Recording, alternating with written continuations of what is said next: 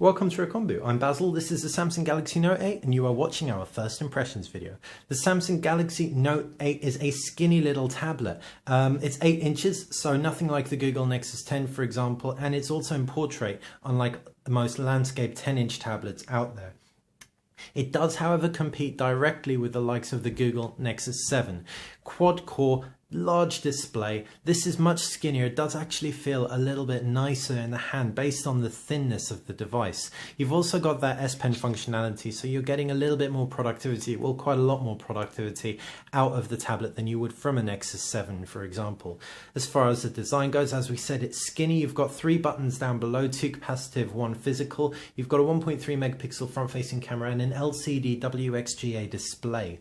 The display isn't AMOLED, but don't worry, that's not going to be the biggest deal breaker out there. The resolution is a little bit lower than we'd have hoped for, but at the same time it still looks pretty respectable.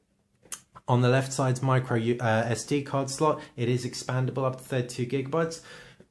Sorry, 64 gigabytes. Down below, 2 stereo speakers, a micro USB port. Right, so you've got an infrared blaster. There's an app on board, Peel. That's for all your video TV remote control content. It's an EPG electronic program guide. You've also got a power button and a volume rocker. Up at the top, 3.5mm jack, and on the reverse, 5 megapixel rear facing camera with no flash. Right, now the specs have all been reeled off, we can give you some first impressions. Inside is TouchWiz, as you can see. It's all very nice and responsive. As we said, powered along by a 1.6 GHz Exynos processor, same as the Galaxy Note 2.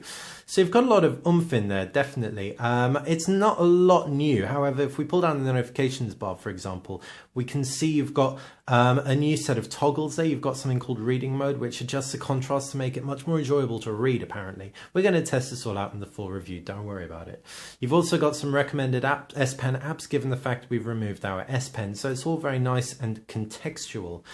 Your main home screens, as you can see, are variable numbers. You can add and remove them very easily indeed. There are a host of widgets on board. Some Samsung throw on, some are more standard, such as a Flipboard one. You can edit them to your heart's content. If we jump into our App Store, this is where we can find all these additional widgets and all our applications. Most of the apps are going to be the same as you'll find on most Samsung Galaxy products. However, because of the infrared blast, we have that smart remote Peel app, and you've also got something cool called A Note HD, or Awesome Note. Awesome Note is a new feature that you haven't seen anywhere else other than on the Note 8. If we open up a new note, for example, we can see we can either type in our new note by hand, with a standard keyboard, or this is cool. Oh, let's see if it gets cool. There you go, it got cool. Right, what you can also do in addition to handwrite notes, you can add hand-drawn images. Thanks to the fact we've got the S Pen, we can see the harder we press, the thicker the stroke. So if we turn that into a scary face, for example, we can save that, done, and it's going to throw that right into our note. We can jump out and that is all logged into our travel journal. You can see you've also got a very finger-friendly optimized layout, and Samsung has done everything in its power to make sure that you stay organized, separating separate folders which you can tweak yourself, and there's a whole host of settings that you can adjust there. So that's been the Samsung Galaxy Note 8 first impressions. Our first impression, we quite like it. We're really going to have to put it through a review. I mean, I've got a Note 2, a 5.5 inch Note 2 myself, and I can't see all that much making this heaps better, other than, of course, the additional screen space to write on.